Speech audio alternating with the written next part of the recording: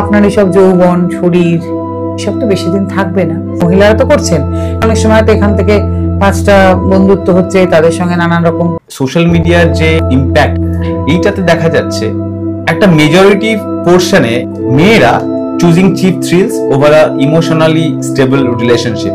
মানে একটা existing relationship আছে এবং এই যে সোশ্যাল মিডিয়াতে যে মেয়েরা যেভাবে অ্যাটেনশন পাচ্ছে এইটার জন্য সেই স্টেবল রিলেশনশিপটা অনেকটা বেশি ক্ষতিগ্রস্ত হচ্ছে। এই যে মেয়েদের রিলেশন অ্যাটেনশন দিচ্ছেন কারা? পুরুষ মানুষরা। তারা যদি দেয়া বন্ধ করে দেন তাহলে তো এটা হবে না, তাই না? মহিলারা তো করছেন, কারণ তারা করছেন অনেক সময় তো এখান থেকে 5টা বন্ধুত্ব হচ্ছে, তাদের সঙ্গে নানান রকম মানিটারি রিলেশনশিপও তারা যেতে পারেন, কি অনেক সময় মানিটাইজেশনও হচ্ছে। আবার বহু সংখ্যক পুরুষ তো এর মধ্যে আছেন যারা এদেরকে এই সমস্ত অ্যাটেনশন দিচ্ছেন।